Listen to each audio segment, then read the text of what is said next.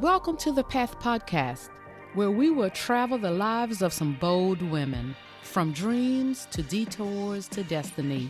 She did not choose this path chose her.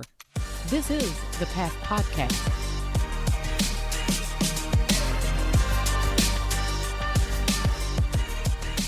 Hey, welcome back, Path listeners.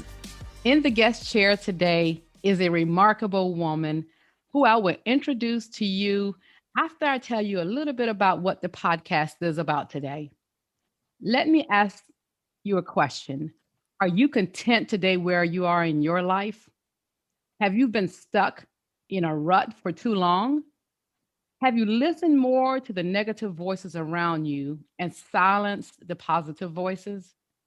If you've answered yes to these questions, I have the right person in the guest chair today who can help you achieve your career and personal goals. My guest is lifestyle design strategist, Coach Jay White. We will find out a little bit more about what that means, lifestyle design strategist, as we go on in the podcast. Sit back, take notes, and be inspired and energized as we hear from this bold woman. Coach Jay White. Welcome to the podcast, to the Path Podcast. Jay, how are you? I'm fine, Arlene. How are you? And thank you so much for having me on your podcast today. This No, is truly an honor.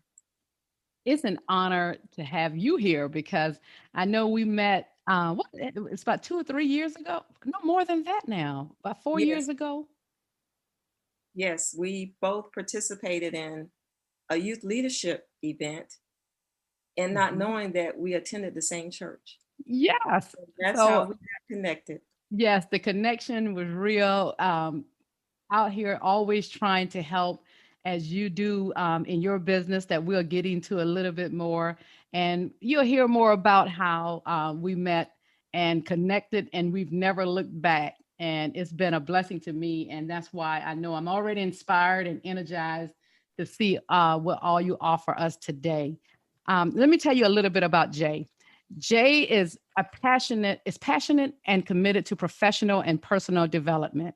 With an unyielding desire to help others transform, Jay helps people move their lives from impossible to I'm possible. Jay is a tireless champion for transformational change. Her words inspire, uplift, and energize men and women, youth of all ages, to live an authentic life with no regrets. A globally respected communicator, Jay's life experiences have greatly influenced her straight from the heart, determined approach as she challenges her audiences to move beyond their comfort zone through her Live by Design, Not by Default workshops, lunch and learns, group and personalized one on one coaching, mastermind training sessions, and leadership team building activities. Jay is a veteran of the U.S. Air Force Reserve, where she served over 25 years and has been involved in volunteer advocacy for over 30 years. She gains strength from advocating on behalf of those without a voice. With her time and resources, Jay spends it volunteering with organizations in her local community. For her volunteer efforts, Jay received the President's Volunteer Service Award and the Drum Major for Justice Award. As a Georgia native, Jay has an undergraduate degree in human resource management and a graduate degree in public administration. Jay is also a graduate of the Defense Equal Opportunity Management Institute, United Way Volunteer Involvement Program, Veteran Women Igniting the Spirit of Entrepreneurship Program, the Mission Continues Women Veterans Leadership Summit, and she is a certified speaker and coach with the John Maxwell team. I must say, we know we're in for a treat today because being the military person she is, the coach and inspiring coach that she is, we have a lot to get into today. So, Jay, that is an impressive resume, I must admit. So, We're going to dig right in from the beginning, though. I want to find out first about the younger Jay. Tell me a little bit about yourself when you started out. What were your hopes and dreams for yourself? Did you have it all figured out being a military person? Absolutely not. Absolutely not. I grew up in a small town in Georgia. I grew up with 10 brothers and sisters, so 11 children, and I'm number 10. Mm. So Albert Einstein has this quote that says, "Your imagination is your preview of life's upcoming attraction." So when I was younger, I thought I wanted to be a hairdresser because my mom did hair. Then Mhm. I thought I wanted to be a nurse because my aunt was a nurse. Mhm. But then I realized I was too squeamish to deal with blood and all that other stuff. So that wasn't something I could do. Exactly. And then I said, well, I could be a teacher. And then at a young age, my mom taught me how to sew. And then I had this idea that I would become this fashion designer. Uh-huh. And of course, I had enough brothers and sisters to kind of play around with doing their hair or pretending to be a nurse or being a teacher and a fashion designer. Mhm. And I just, as a young kid, our parents always taught us about volunteering and giving back in the community and helping others in the community. Mhm. So at that time, I also developed a love for helping others. Wonderful. And I still didn't have it figured out after all this stuff was going on in my head. And then when I graduated from high school, I was 17 years old and I was at a crossroads. I didn't know what I wanted to do. I thought I wanted to go to college, but I didn't have the right mindset to be able to go. Mhm. And not only that, I was listening to the negative talk around me. And then Mhm. my inner negative talk affirmed what I was hearing on the outside. So I knew I wasn't prepared for college at 17 because from the time I was born until I reached 17, my parents told me what to do, where to go, when to come home, told Mhm. me what I could do, what I couldn't do. So now at 17, I had this passport to life with no limitations. I could do what I wanted to do. I had the freedom, but I still didn't know what I wanted to do. I was just stuck.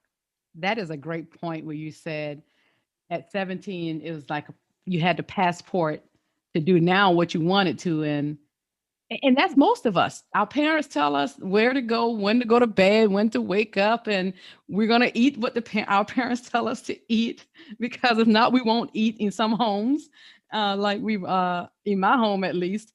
So I love you saying that you had the passport but you still didn't know at the time what you wanted to do. So what did you do? And then you said about the negative talk in your ear. So what was some of those negative chatter that you was hearing? So the negative chatter was I wasn't college material, that I needed just to get a regular 9 to 5 job and just be happy with that. Mhm. That in high school, I was at best a BC student, but I still did not have the confidence that I needed to go to that next level in my life. Mhm. So I was just a mess. I was at this crossroads. So in Atlanta, we have this intersection that's called Spaghetti Junction. And it's just so many highways going in different directions at the same time. And Mhm. that's pretty much what my life looked like at 17 years old. Wow. So my mom, she got tired of me just moping around the house, not having a plan. I did not have a personal or a professional development growth plan. Mhm. And I come from a military background. My father, he was a World War II veteran, Mhm. as well as my uncle. And I do have siblings who served in the military as well, but they went voluntarily. I Yeah. didn't want to go in the military. I didn't have a plan, but I knew I did not want to go in the military. You just knew that, but you did. I I didn't know love that. anything else, but I knew I didn't want to go in the military. Uh huh. So finally, I had a conversation with my mom one day, and I was just at a point where I didn't want to hear about going in the military anymore. Mhm. So then I made a bet with her. I said, okay, mom, I'll go take the entrance exam, but if I fail, we won't have this conversation again. Mm-hmm. But if I pass, I'll go in. She agreed to it. I was like, yes. Because in my mind, I'm going to walk in there and take this test, but I'm going to try to fail the test. That So was I on feel your like, mind to try to fail the test. yes, Yeah. Okay. I wouldn't have Okay. to go. Yeah. So that Okay. was my great idea. Mm-hmm. So I went in and I purposely tried to fail this test. Mm-hmm. So I almost fainted when the recruiter came back and said, hey, you passed. How can that be? You tried to fail. You deliberately went on a mission to try to fail this test, but you ended up passing. Absolutely. Absolutely. So That now must be divine for some reason. It had to have been. Oh, I couldn't believe it. I could not believe it. you do. I mean, did it scare you, or because since you were so adamant about not going in the military, what were your feelings at that moment? I mean, of course, disappointed, I'm sure, in some ways, but did you debate telling your mom the truth? I hate to ask that. Mom, if she ever listens to this. No, I didn't debate it Oh, because, good, good. we were always taught to be a person of our word. Yes, yes. And I went and I gave her I didn't tell her the part about trying to fail. Now, I didn't do No, of that. course not. Of course not. But And I did tell her that I passed. oh, wonderful. And she was happy for me because she knew Mm-hmm. as a parent that me not knowing what I wanted to do, Mm-hmm. that it was still something positive to fill in the gap until I decided what I wanted to do. Yes, So that she is didn't have to worry about me connecting with the wrong people, just hanging out in the streets with exactly. nothing to do. So it gave me a placeholder until I decided what I wanted to do. Exactly. So it wasn't a bad thing, but Mm-hmm. again, it was not my first choice. Well, actually, I didn't have any choices, Of but course. that certainly was not an option for me. And that's critical, something you said, because for those 17-year-olds, 17, 18-year-olds who graduate from high school, it is a big deal to make that big major next step. Because now it's like, it's a huge step to say, okay, I'm going to college, I'm going to major in this, and or whatever decisions they make. And some people just don't know. And I think sometimes we may look at a young person and think, okay, how do you not know? But I didn't really know. I just knew I was going to college. But I think that is critical for some people who are trying to figure it out and may not just be ready in maybe a year. Maybe they'll Exactly. be ready the following year. So that I'm glad you, like you said, your mother did that, because it was a positive thing, because there are a lot of young people out there today that is struggling with that. And there are some parents who, I think we have to understand that some is for our kids. We have to know our kids to say, okay, maybe I need to give them this year. But like your mother, give some options and say, maybe you need to do this until you figure it out. And which is a great, like you said, that part, still military is still a viable, a great career to go into, if that is what somebody, until they can figure it out at least. Exactly. So again, that was a placeholder for me until I could figure out Hmm. what I really wanted to do, until I could come up with a growth plan, both personally, a personal one, as well as a professional growth plan. Hmm. So there it was. 5 months later, Hmm. I was off to Lackland Air Force Base in Texas. But I was still, even after passing the test and signing the papers to go in, because I Hmm. was 17, my parents had to sign for me. Yes. Yes. And I still had the negative chatter, both outside, inside. I Hmm. still had that fear. And the fear was I was afraid to fail. I was Mm. really afraid to try something and disappoint my parents. Yeah. Yeah. And that kept me just stuck. It kept me in a place of shrinking myself because again, I was really afraid to fail. And not only that, I knew I couldn't afford college. And I did. I went through all the emotions, and I went through applying to colleges, and I even got accepted to some colleges, but Mm-hmm. I just went through the motions because I already knew I wasn't going to college. Really? Because again, I knew I couldn't afford it. Mm-hmm. And then again, I didn't have the confidence to believe that I could do that coursework and be successful in college. Really? So what made you still take the apply? You got in so that when even you were accepted some places, did it not still that wasn't enough to help build that confidence even though I know understand the finance part, but that's still for the confidence level. That didn't still help in some ways. It didn't, because I still had the fear factor. Yes. And then I was afraid to take a risk for myself. Yeah. Because again, I went from being a kid to 17, and now I had the passport to freedom to do what I wanted to do.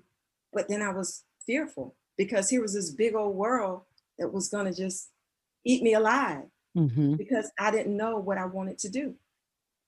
So Exactly. even being accepted in some of the schools, I still didn't have the confidence that I needed to take that step to go to college. Mm-hmm. And in hindsight, I'm so glad that I didn't go to college then and I didn't have the mindset, Mm-hmm. because I would have wasted my time and I would have wasted money.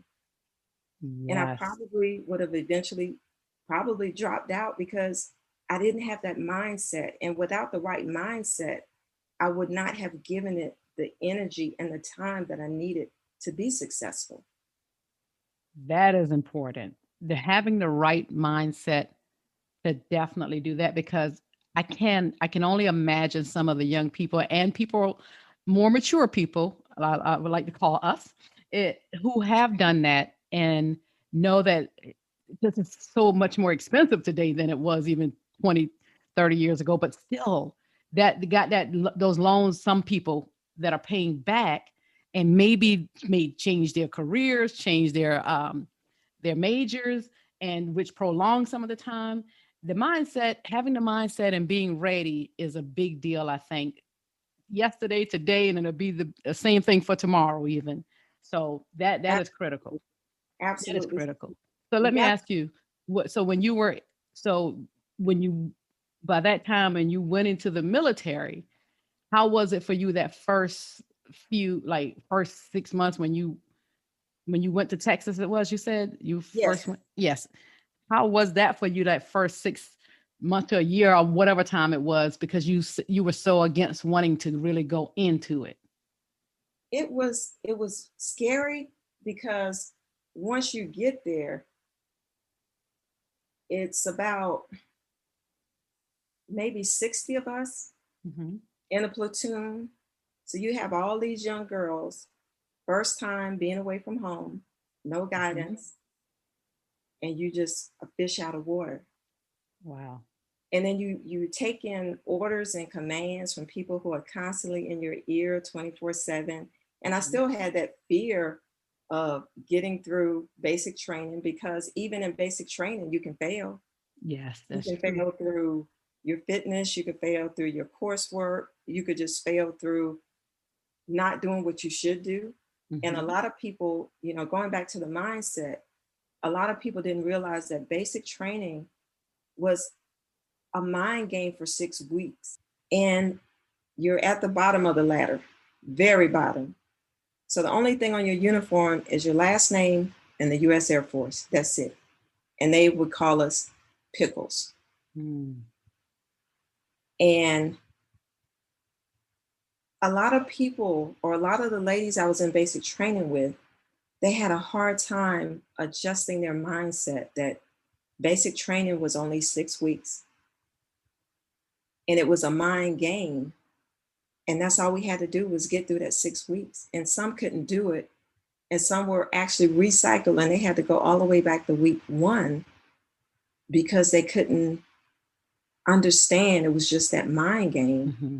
So even with that, even with going through basic training and having that placeholder for that amount of time, and then leaving basic and going off to what they call technical school to get training in your profession, I still didn't have a growth plan. So even after I left tech school and I went back home, because I was in the reserves, which means that I worked 1 week in a month and 15 days a year. Okay. So I still needed a job on the outside, Okay. outside of the military, because it was only part-time. I wasn't active duty, I was a reservist. Okay.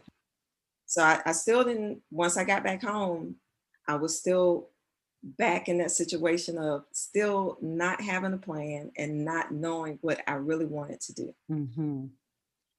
And I just wasn't happy with my career. And I knew that my high school diploma was not going to be enough to get me to the next level, Mm-hmm. but I just didn't know the direction to go, the path to take, and where to start. So that kept me stuck as well. The fear Mm-hmm. and not knowing, and I didn't want to fail. Were any of your I didn't. close friends or other family members were going to, doing big things where you felt like felt like big things that made you question yourself at all? And I did question myself Mm-hmm. and second guess myself about not going to Mm-hmm. college. Mm-hmm.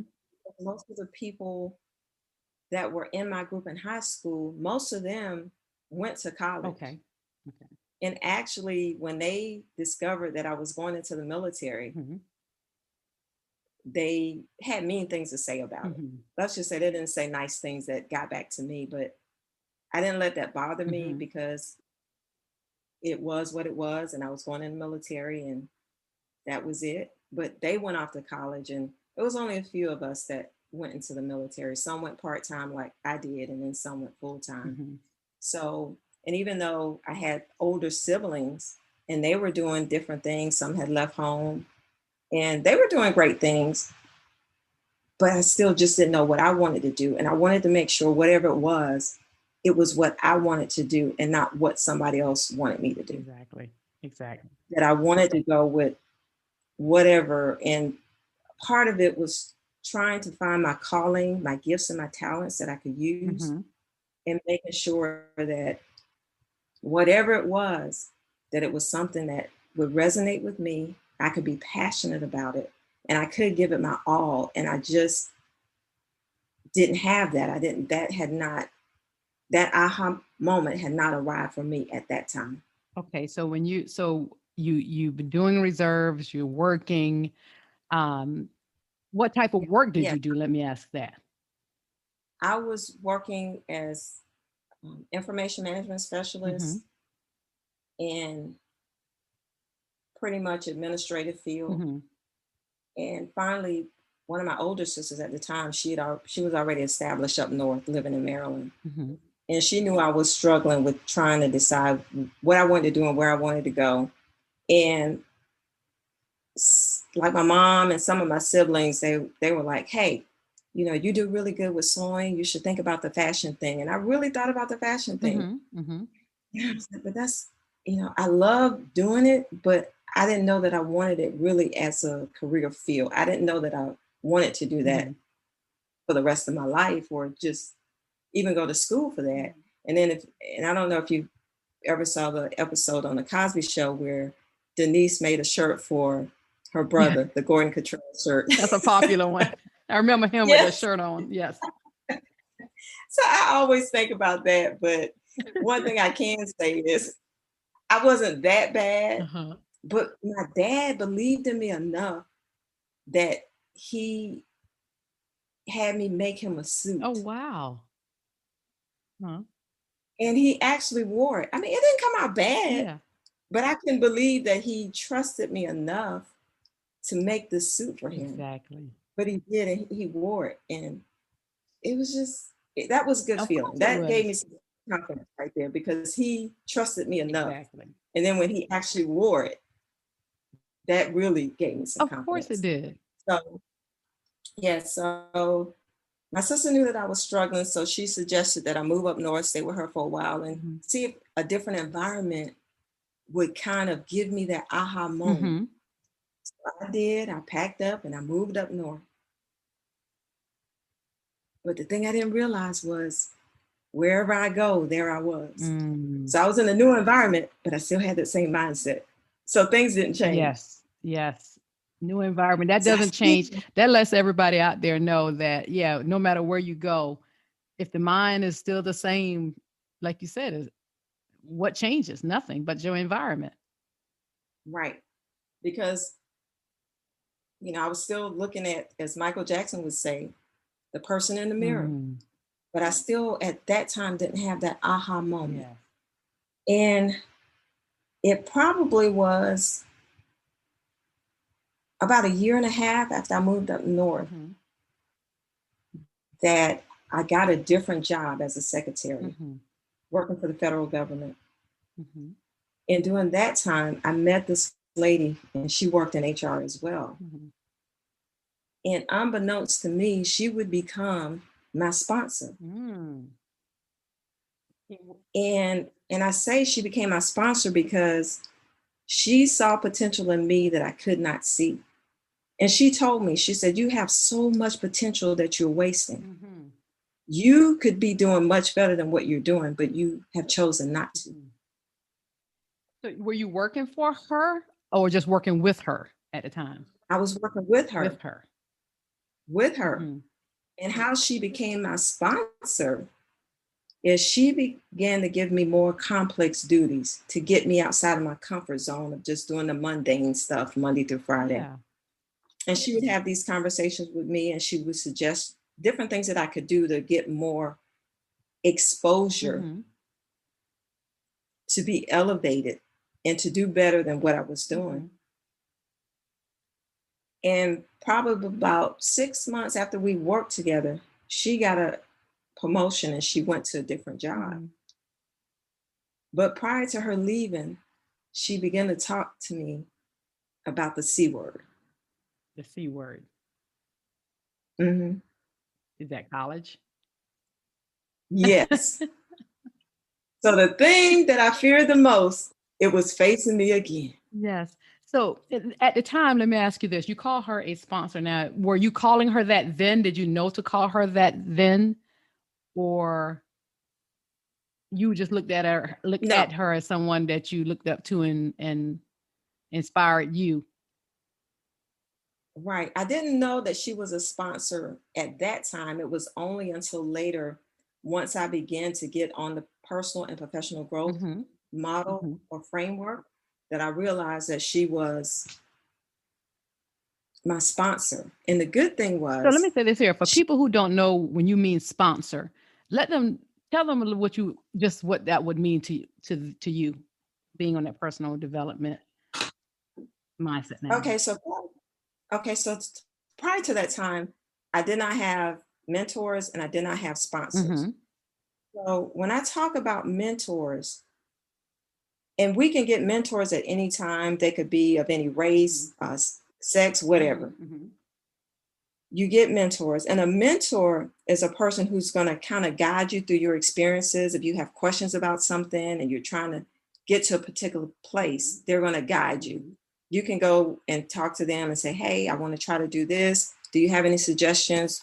You know, which way should I go?" And that's what a mentor is going to do for Mm-hmm. you. And you could have 10 mentors at one time, but they're mentoring you in different areas of your life. It could be finances, it could be wellness, Mm-hmm. it could be college training. So you could have different mentors at the same time that are mentoring you in different Mm-hmm. areas. Okay. So she became my sponsor. And when you have a sponsor and also a mentor, that's considered a relationship currency. Okay. So a sponsor is higher in currency than a mentor Okay. is. So with a mentor is somebody who has a seat at the table who can make decisions on your behalf. Mm-hmm. They can expose you to other things that's going to help get you elevated. Yes. And then they also have the power to make decisions. Okay. And that's what she had as a sponsor. Okay. Because as a sponsor, she began to talk to me about going to college. Mm-hmm. And when we began to have those conversations, you know what I did? I kind of got quiet about it, Mm-hmm. didn't want to talk about it. Mm-hmm. But she didn't care about that because she knew Mm-hmm. that I had potential, much more potential than what I was explaining, displaying at that time. Exactly. So probably 6 months after we were working together, she got a promotion. Mm-hmm. And I was like, "Whew, I don't have to deal with this college discussion again because now she was gone." Yes. Yes. But lo and behold, probably about 2 months later, she calls me. Uh-huh. She said, "Hey, I have a position open in my office working directly for me, and I want you to apply for Wow. Wow. it." I said, "I'll think about it." She said, "No, you won't think about I it. love it. You will apply for it." Mm. And I did. So I applied for it, interviewed for it, and I got the position working directly for her. Mm-hmm. But I still had excuses about why I couldn't go to college. Mm-hmm. Let me tell you first, I love how God would put people in our lives that see something that we don't see, or to wake up something in us that's kind of dormant, that we don't even want to face ourselves because of our fears or our whatever is holding us back. But you can't tell me that he didn't put that lady in your life for just for the time you needed her, and to push you. Ab- Absolutely. And I constantly gave her the excuses of, I can't go to college, I can't afford it, I'm not ready. And she said, "Okay, I hear what you're saying, Hmm. but this is what we're going to do." So she was able to find classes that I could take Hmm. through the tuition assistance program through the agency that was paid for. Wow. So now I no longer had excuses on why I couldn't go to college. So the story you kept telling yourself, she knocked that out. Say there's no excuse. Okay, now we're covering that part. So what's your excuse now? There was none. Exactly. Exactly. There were no excuses. And what happened during that time, I had convinced myself with the excuses. And it says excuses are monuments of nothingness. Yes. They build bridges to nowhere. Those who use those tools of incompetence Seldom seldom become become. Yes. anything but nothing at all. And that's what I was doing. I was building excuses, Hmm. monuments to nothingness, going anywhere. Hmm. So, needless to say, she won out. And what I didn't know what it was then, but I know what it is Hmm. now. I had 8 gap years that I really didn't do anything. Hmm. I was pretty much hanging with the fun crowd. We hang out on Fridays, the weekends, living for the weekend. But that was 8 gap years. So I didn't start college until I was 26 years old. Really. But at that time, my mindset has shifted. And based on working with my sponsor, Hmm. then my confidence level began to rise. Hmm.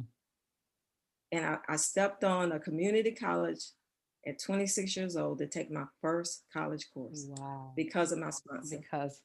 Because of your sponsor, but also because by that time you were ready to receive it. Yes, Even though, yes, it took that time, but by that time you were ready. You were listening. You were hearing her, and it was your time then to move, because she had already spoken the positivity into you.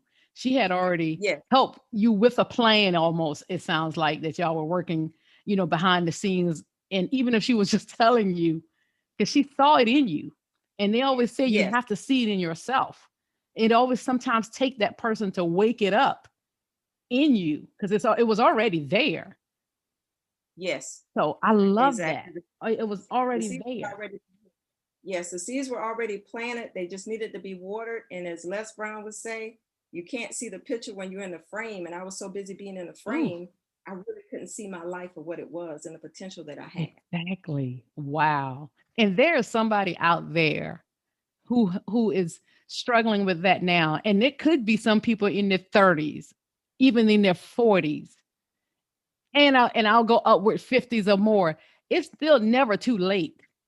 If someone has still never spoken into you to become a sponsor or even just to motivate you, I encourage you to continue listening so you can hear how Coach Jay can use those experiences and what she's doing today to probably be that one who can speak into you. You're in college now, you're going to school, you're feeling good about it. How, tell me, pick up from there. Is it, if you want to add, how was that going for you when you went to college? Were you doing well, succeeding in it? Have any fears still creeping up in your mind? Because we know those negative thoughts can come back sometimes. Yes, and you're absolutely correct. And I did have fears about going to college. And the fear then was here I was 26 years old and I'm stepping into a classroom with I 18 was year about to say, olds. now you compare. As soon as you Right. start that, now you're doing the comparison game. Yes, yes. So now I'm in a classroom full of 18-year olds. And even before I get to the classroom, when you fill out the application to go to college and it asks you your age, then it already puts you in a bracket that you're a non-traditional student. Hmm. Why can't I just be a student? Exactly. Why do you want to label me as non-traditional? Exactly.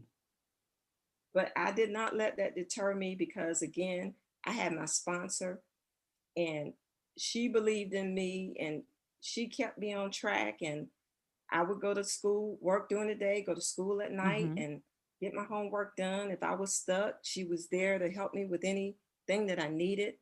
And she stuck with me Wow. through that process of working on my degree. And one thing about working on my degree, I started at a community college, but at that point, I did realize that I was going to get my 4 year degree. Hmm. And sometimes we look at our goals as being really big, and you look at this big picture. And here I was looking at 136 semester hours Hmm. to get a 4 year degree. And here I was at only 3 hours. Wow. So that was overwhelming. So that's why I decided to break it down into 2 years, Hmm. because the 2 years was easier to maneuver than looking at that whole 4 years at once. That makes sense. They say sometimes even with life, we need to break them up into smaller um, chunks, I'll call it. Yeah, Yes. so you can. Hmm. That is very important, and maybe some parents need to think about that for their young people. Everybody think of the 4 year colleges, but I do believe more now in 2 year colleges. I believe in trades and even more than just thinking always just 4 year going to college for 4 years. But then do that and then see what happens next. Absolutely. Because everybody is not cut out for college, whether they wait until they're 26, Mhm. 50, or whatever. Mhm. They could go to trade school.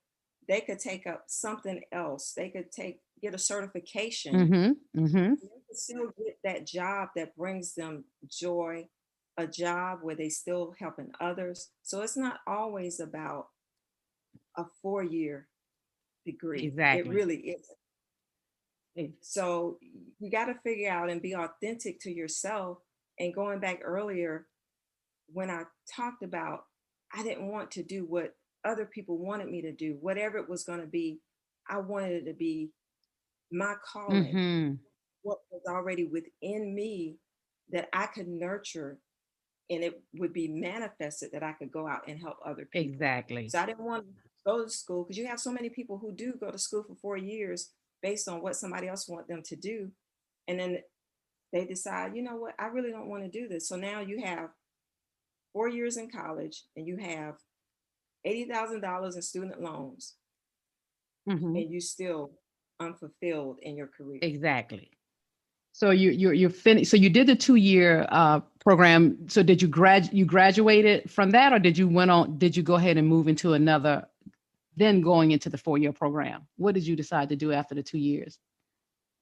So actually, I did not finish my 2 years at that community Mhm. college, but I, at that time, when I realized that, okay, I'm going to go ahead and get my 4 year degree, Mhm. I made up in my mind that I did not want any student loans, Makes sense. that I needed to stay focused with my Mhm. finances and pay for college out of pocket, whatever the GI Bill did not cover. Mhm. So I made a decision to move back home. Mhm. to reduce my living expenses. Mhm. And then once I moved back home, then I re-enrolled in college. And then I got my 2-year degree. Mhm. And then once I got my 2-year degree, then I rolled right into working on my 4-year degree. Oh, wonderful. And then once I did my 4-year degree, I took a gap year off. Mhm. And then I decided to work on my master's degree. But the thing with the master's degree, I had to take what is known as the graduate review Mhm. exam. And I've never been good with comprehensive tests, Yes. but I took the test. I didn't do well on it, which I already knew that. Mhm. But they had what was called a provisional, Mhm. that I could be admitted to the graduate program. And then I had to prove that I could do the coursework. Yeah. Okay. And then I would think back to, and I knew that I could do the coursework because by this time, my whole mindset had shifted. Mhm. My confidence level had gone up. So I knew I could do the coursework. Yes. So I applied and I did get into graduate school. But just to show you how I was a small thinker, Mhm. Mhm. I really was. Mhm. But then as I began to look back over my life and just see how God was allowing things to Mhm. manifest, it was something totally different because I serve a big Of God. course. So So when I look back at the things that people said that I couldn't do, mhm. and I did them, and I was constantly on the move getting it done, and I applied to graduate school, I got in. Mm. And for all the people who said I wasn't college material, Mhm. I finished my graduate degree in 1 year while I was working full time, doing an externship, Mhm. and I finished with a 3.99 grade point average. Wow, a 3.99. I got 1B the whole time I was in grad school. And I don't say it to Not at brag, all. I say it to encourage somebody else that you can do it. Exactly. I did it, so you can do And it. like you said, you don't think if you had started 5 years ago, right, that 17-year-old, not that you could not have done it, but you don't think your mindset was at the time was ready for that 3.99 grade GPA. Absolutely You not. were more focused later on. And that's why sometimes it is important for some parents to understand where that young person is in their lives, to understand if they're not ready. Still probably give them a plan like your mother did. And still you just can't sit in the house and do nothing and just your mom wanted you it taught you a lot. I still bet going into the military, like you said, I think already, you have to have a plan. I believe I don't care if that plan is the small, it don't have to be some big thing. But to me, as parents helping our kids, you have to have some type of plan and some kind of focus. And it's being around the right people, like the lady who was your sponsor, having the parents you've had that was encouraging, even your dad wearing that suit that you said was okay, but dad is going to wear it regardless. Having that support system helped shape you, I'm sure. And then as you started Abs- going and being more focused and determined and coming out with that 3.99. Absolutely. The military, looking back on it, it was the greatest decision, Mhm. or I won't say decision because it really wasn't mine, but it was really great for me. Mhm. And it helped to shape me. And I've met great people along the Mhm. way. Mhm. I've sat at tables with 4-star generals Yes. who have mentored me, who have spoken into Mhm. me to say, hey, you can do this. Exactly. You can do this. So it, like I said, I serve a big God. It, only Only God. That's God. all I can And you say. know what? He orders our Only God. steps. He orders. That's And right. even when we off track, that's why I came with this podcast called The Path. It's the path we take. Even when we get off track or don't know where we're going, he will always, he may allow some things, but I promise you, if we do the work and don't give up, it's always gonna reroute us right back on the right track. And and Absolutely. rerouting you and everything you went to, like you said, it puts you on the right track to move into what the things you're doing today, becoming the lifestyle design strategist coach. You're more positive, you're confident, you graduated with the 3.99. What were you doing to lead up into this, to what you're doing today? So at that time, I was still in the Mm-hmm. military, and my whole job was helping to develop airmen Mm-hmm. and hosting workshops and conferences and working with diversity issues and trying to get more non-traditional people in Mm-hmm. jobs Mm-hmm. that normally wouldn't be in Is that jobs. in the military you were doing that? Okay, Yes, okay, okay. I was doing that in the Mm-hmm. military. And then once I started doing that, and then even to go back early on in my life, from probably in high school, Mm-hmm. and people and even family members and friends would always seek me out for advice or a listening ear. Mm-hmm. So that seed was already there. So now it was constantly being watered to bring me to that full potential of where I am now. Mm-hmm. So working with the airmen to help develop them, and then I began to invest in myself. Mm-hmm. So everybody, I don't care where you are, how much money you make, you should at least be spending the minimum of 10% of your salary in personal and professional development. Yes, I agree. I even So said I that's think what it needs to be a course in school, oh, absolutely. A life a skills life course. skills course. Course, yes, yes.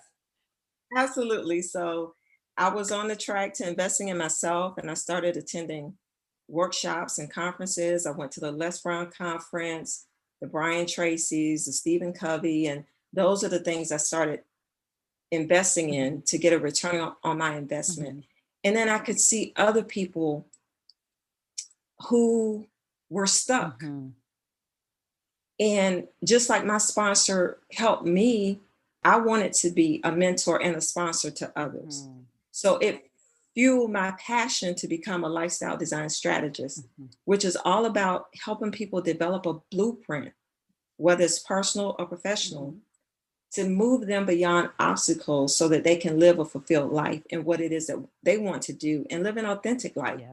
So I started going to these different conferences and workshops and getting certifications and constantly working on me, because Mm-hmm. I cannot be of value to anybody if I don't add value to myself. Yes. And then a good thing about me being a lifestyle design strategist, I can work with clients, and I'm coming from a place of knowing Yes. and not just knowledge, Exactly. because I can go and get all the knowledge about helping you to build a blueprint, but I can also tell you I've been there. Exactly. I can tell you about my experience. So my knowing brings a whole nother level to working with my clients, Exactly. so that they can see me and say, I can't believe that you didn't know what you wanted to do with your life. Mm-hmm. Looking at you now, I can't believe that you experienced that. Exactly. So I can come from a place of knowing Mm-hmm. and teaching others and working with my Mm-hmm. clients and getting them to move beyond being stuck. And that it's okay that if you tell people, no, that's not what I want to do, this is what I want to Exactly. do. And this is my calling. Exactly. This is my calling. So that's how the lifestyle design strategist came Mm-hmm. about. And I went to a Mm-hmm. conference for women veterans, and I met another young lady who's a life coach. And she talked to me about getting certified. So I went and got my certification in life coaching. Mm-hmm. That was in 2008. Mm-hmm. Then in 2009, I established my company, the JWGroup. Mm-hmm. And then once I established my company, I just constantly kept going and learning again, adding value, filling my cup so I can fill the cup of others. Wow. And that's how I got started on this journey. But again, looking back on it, this has been my calling all the time. Exactly. This has been my calling. Exactly. And I love helping people, Mm-hmm. not only in the coaching Mm-hmm. realm, but also in volunteering, because we all need somebody. Mm-hmm. And the thing is that our dreams, Mm-hmm. our gifts, our talents, They're not for us. And I hate to be the bearer of bad news, but they're not for Yeah, us. that is so true. They are not for us. Yep. They are for us to go out and be of service to other people. Yes. Because the truth of the matter is that we are all predestined to use our gifts and talents to be a blessing to somebody else. Exactly. Yes. So if you never go out and use your gifts and talents for your people that you have already been predestined for, Mhm. then that means you are a dream killer and not a dream fulfiller. Oh, wow. That's powerful. Absolutely. Because they're waiting on your Mhm. message, but you're stuck in fear that you can't get the message to the people who need to get it so they can move to the next level. Let me tell you, until your point when you said that earlier, you took the words out of my mouth because I was going to say, we wonder why we go through things and our experiences, how it shapes us and how it molds us. But just, and you said it better than I'm saying it now, but it's for this time. And you're fulfilling that dream now, and you're helping other people in your walk right now. The thing where you're saying for those that are out there, if they're not doing this, if they're not doing what they're called to do. Right? Because we are predestined, because we all have gifts and Yes, we do. talents. You may not have discovered what it is yet, Yes, but once you discover it, you got to go out and release it. It's it's not not for you. mine, it's not yours. Yes, And people are waiting. yes. They're waiting on your listeners to pass the torch so that they can go to the next level. And they can't go until you get that message to them. In you building and starting your business, the JW Group, and what kind of services that came out of that, or what do you offer your everyone? Because I know the name of one of your programs, but tell me more about what you offer. So I offer a Live by Design, Not by Default coaching programs for individuals as well as group coaching. And that's where again, I help clients develop a blueprint, Yes. whether it's a short term, a long term, whether it's personal or Mm-hmm. professional, to help them move beyond being stuck in life. And again, it doesn't matter what your age is, what your income, what doesn't matter any of that stuff. Mm-hmm. And I help them just to take that first step, just to take that first step. And that's what I do, as well as I offer leadership training as well as leadership assessment Mm-hmm. training. And again, it's about the blueprint Yes. and getting my clients to take that first step. And ML King says it best. He says, you got to have the faith Mm-hmm. and you got to take that first step, even when you don't see the whole Okay. Yes. staircase. You take the first step. So I help them get to that point of getting past the obstacles, the outside noise, the negative talk outside, the negative talk inside. And I help them get beyond those barriers to, again, live a life that's authentic and that's fulfilling for Yes. them. And look, you said it's you do live by design, not by default. Now, I would go all the way Absolutely. back to that young lady who thought she was going to be a designer, but tell me, so tell me, I just love the title of that, live by design, not by default. It to me it explains what it does. It says, but tell me a little bit, what does that meant what it meant to you when you came up with that, when God gave you that name. So when I thought about that and it resonated with me, what I thought about was a lot of times we live by default Mm-hmm. because it's what my mother did, it's what my father did. So this is just what I'm destined to Yes. do. And it's no different than a computer. When you get stuck, you reboot it. Yes. It goes back to its original Mm-hmm. settings. But then once you go back to those original settings, then you begin to tweak it to what works for you. Mm-hmm. So we're the architect of our own Yes. lives. Where we are, each of us, your listeners, as well as with Yes. me, where we are right now is a sum total of our thoughts, our actions, our inactions, and what others have spoken into us. Mm-hmm. But it's not permanent. we can tear up the script and start a new narrative anytime we get ready and have a happy Yes. ending. But we have to make the decision that I can do this. Mhm. I want a happy ending.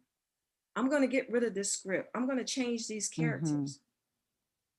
And that's where live by design, not by default. And you could design your life the way that you want to. It's no different than buying a house and you design it. You want 4 bedrooms, 3 bath, whatever it Mm. is. Your life is the same way.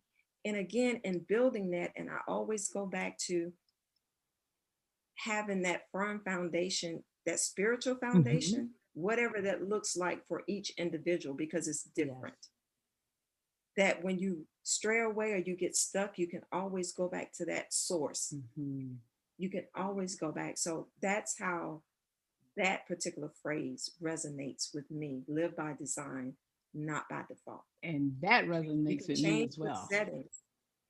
Yes, you can change your settings at any time, your Yes. default settings. Anytime you get ready, you got to have that mind shift, because the mindset that you use to create some of the problems that we each Mhm. encounter, you can't use that same mindset to go to the next level. You got to You change it. have to change it. I agree. Change your settings at any time. Wow, I love that. And so you said, I don't know if you said it earlier. So you offer a program right now that you have event coming up. What do you have coming up in your business that can help others who are looking for to change their settings so they can stop just going back to the original, just going back to the norm or that default, or they're stuck in that default mode. Yeah, What, tell me yeah. again what you have coming up in the future. Yeah. So in addition to the one-on-one coaching as well as the group Hmm. coaching, I'm going to be doing a put your dream to the test mastermind Wonderful. session coming up in Hmm. June. And you, And it's going to be for four for 4 weeks. weeks. It's going to be a 4 week Okay. session in June. So that's what I have coming up. Wonderful. And I will put all of that information, everyone, in the show notes, what she has or what she's talking about. So, in case you don't get all of that right now, but before, I'm gonna make sure we give all your social media information. But still, tell us uh, something that you want the audience. Everything you said so far is enough that we can take in to understand that how our lives move, how we move in our lives. All things work together for the good. So tell Yes. me something from your walk and everything that if you want to the audience to take away. So, what I want your listeners to take away from not just this Yes. episode, but every episode of your Hmm. podcast, I want them to take away, to take Take action. action. Hmm. Because we always ask people, hey, what's the best Yes. conference you've attended? What's the best podcast you've listened to? But it's not the best until it inspires you to take action. So I want your podcast, The Path, to inspire your listeners Hmm. to take action, Yes. to take that first step. I want them to change the narrative of their story and know that they can have a happy ending Hmm. and that the size of their step doesn't matter. Just take the step. Exactly. And I want your listeners to know, in addition to taking action, Hmm. I don't want them to go to the richest place in the world Hmm. with their dreams, their goals, their desires, and their unfulfilled potential still inside of them. And that richest place is the graveyard, Mm. because we have doctors in the graveyard Yes. who never found a cure. Yes. We have lawyers who never tried a case. Yes. We have people who sing songs, but they could never sing that song because they were stuck. Hmm. They were stuck. So I want your listeners to be inspired by your podcast again, to take action. Wow. Don't go to the richest place in the world with your dreams still inside of you. Exactly. Don't be a dream killer, be a dream fulfiller. Take your message out so that it can reach the people it needs to reach. Don't worry about how old you are or how long it may take. Just do it. Yes. I want your listeners to walk away to be a big level thinker and not small like I was. Mm. But now I know better Mhm. because we serve a big God and we're all on a quest. And even in Matthew 7:7, it tells us ask, seek, and Mhm. find. Because if you never ask, the answer is always going to be no. Mm. Is she not inspiring and energizing you? And what amazes me, because I know Coach Jay, I know she's disciplined to me.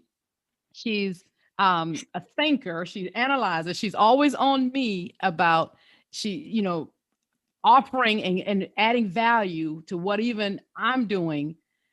That it shocks me that her path that she shared with us today and how it started, because I want everybody to always understand where we end up is not, we don't always end up the same place where we started if we do the work. And like she Exactly. said, she invested into herself, and with the right people around her, and feeding her and waking that thing up in her. And she took the action then and did what she needed to do, even to get to where she is today, to be that lifestyle design strategist, to building that platform of living by design, not by default. It's from experience. The one thing I've always Yes. said, Coach Jay, if I was to go to a coach, I want somebody who has some experiences as well. Because I feel like you said earlier, you'll know when that person is coming to you. You'll know that feeling when that person feels stuck. You'll know how they Yes. feel. And besides having all the certifications and the degrees and everything, you understand still the nature of that human being and what they're going through. I think that is critical a lot of times. And that what would draw me to having a coach such as yourself. And Well, thank you, because it does make a difference when you come again from a place of knowing and not just knowledge. exactly. Exactly. Because I can tell people, hey, I've been where you are. Just trust the process, do the work. And, I also want your listeners to realize that if you're in the same place next year that you are right now, it means that you're not growing. And anything that does not grow is dead. Yes. And, change is inevitable, growth is optional. Mhm. So you have to make that decision that you want a different outcome than what you have right now. Yes. Wow, that's powerful.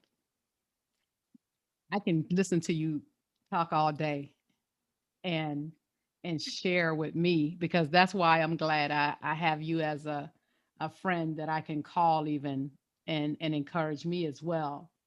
So if there's someone who wants to reach out to you today and to still find out if what you're offering, where can our listeners connect with you online?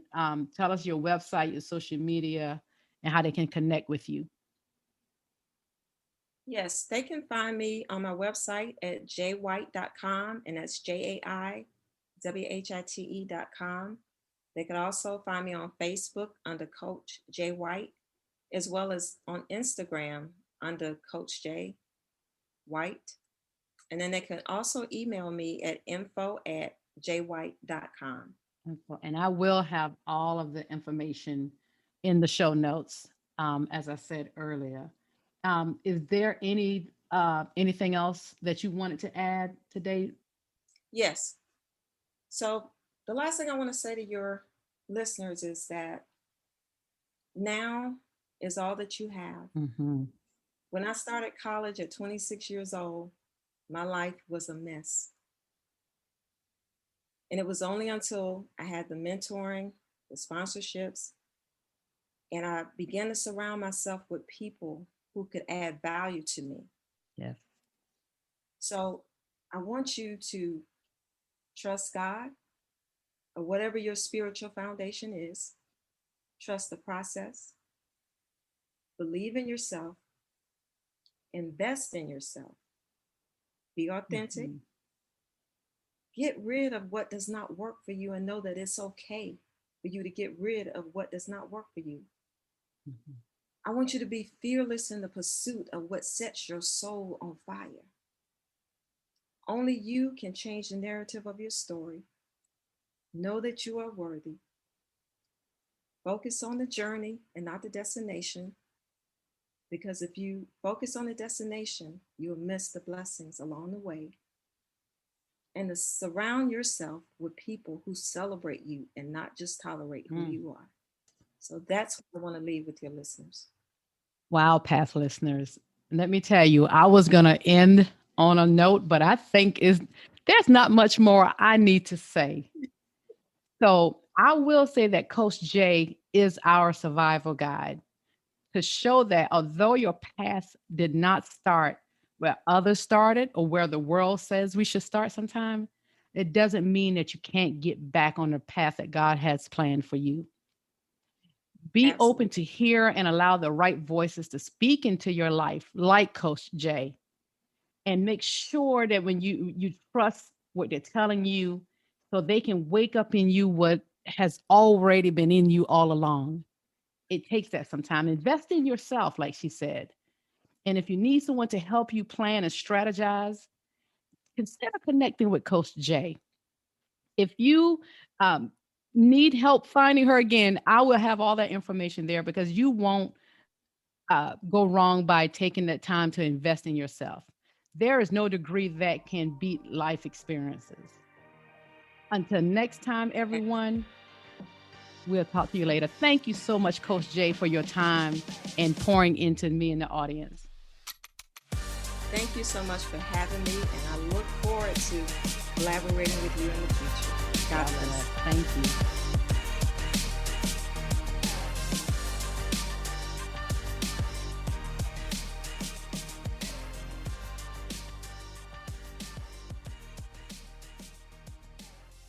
Thank you, everyone, for hanging with us.